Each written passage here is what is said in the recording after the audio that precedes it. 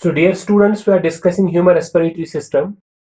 In human respiratory system, we already have discussed about respiratory tract, and now we'll be discussing respiratory organs followed by breathing apparatus. We know in humans, respiratory organs include a pair of elastic, spongy, conical structures. Conical structures called lungs. So humans have a pair of lungs which act as respiratory organs. These lungs are located inside an airtight cavity,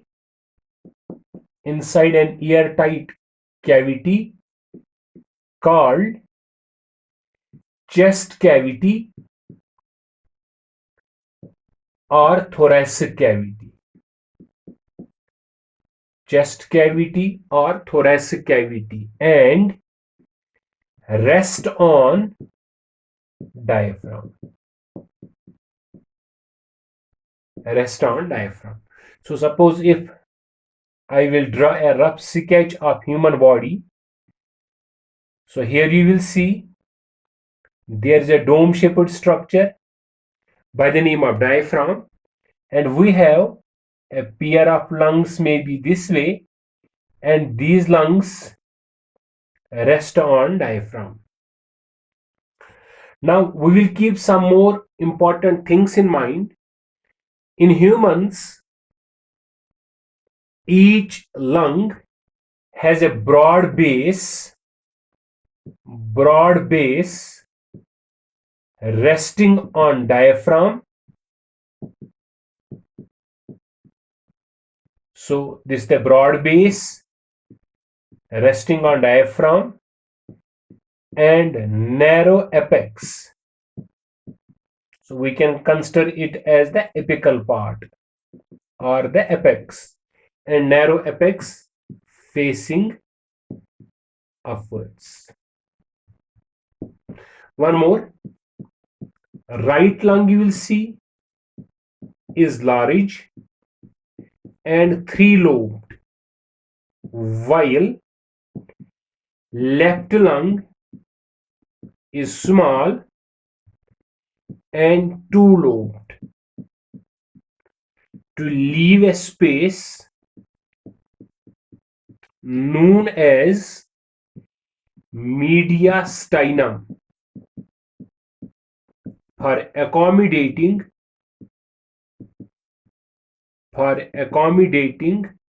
heart in it. And one more important thing, each human lung is covered externally by a double covering which we call as pleura, and this pleura is divided into inner visceral pleura, which is in contact with the lungs, and outer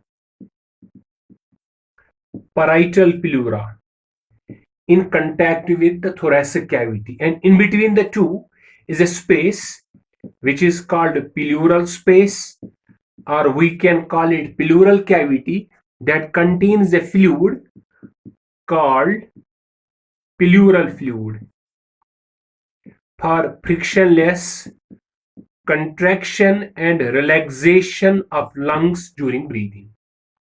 So recapitulating, human respiratory system consists of a pair of lungs, and the pair of lungs include the respiratory organs of a respiratory system. So respiratory organ in human includes a pair of elastic, spongy, conical structures called lungs.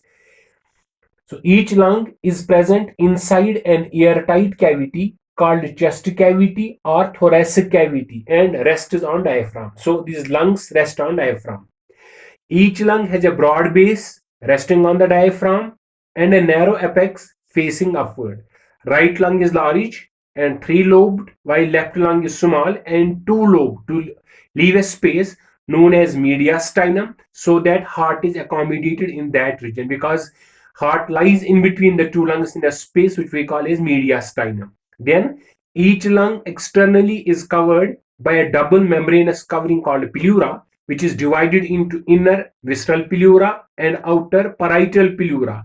Between the two pleura is a space called pleural space or pleural cavity that contains a fluid called pleural fluid that helps in frictionless contraction and relaxation of lungs during the process of breathing. So, after respiratory organs, coming to third part, which we call as breathing apparatus. So, coming to third part of human respiratory system, it is breathing apparatus. Breathing apparatus. Lungs contain very less or no musculature. So because of absence of musculature, lungs cannot contract and relax on their own. So they can't contract and relax on their own. So for contraction and relaxation, there is involvement of some muscles which are collectively called the breathing apparatus. The function of these muscles or the function of these breathing apparatus is to change intrapulmonary volumes. So when there is change in intrapulmonary volumes, there definitely will be a change in intrapulmonary pressures. So when there is pressure change between the air inside lungs called intrapulmonary pressure and atmospheric pressure, accordingly air will move from higher pressure to lower pressure for balance or equilibrium. And sometimes the higher pressure is inside the lungs, that time it will be resulting in expiration, and sometimes higher pressure in the atmosphere, and that time it will result in respiration. So breathing apparatus simply includes several muscles that help in contraction and relaxation of the lungs by changing intrapulmonary pressure, so that there is change in intrapulmonary volumes as well. These changes in volumes and pressures will result in inspiration and expiration. Now, what are the different components of breathing apparatus? Number first will be phrenic muscles. Phrenic muscles. Now, what are phrenic muscles? Again, I will draw a rough sketch of a human, and suppose this is the diaphragm. So during the process of expiration,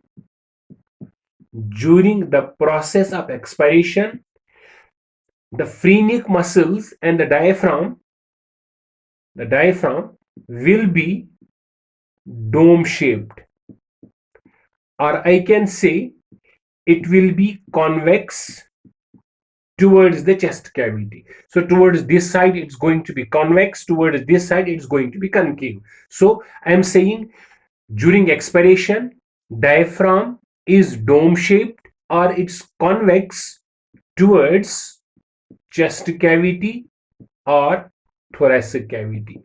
Now there are certain muscles called phrenic muscles that attach diaphragm with the ribs, that attach diaphragm with the backbone, that attach diaphragm with the ribs. What will happen during the process of inspiration?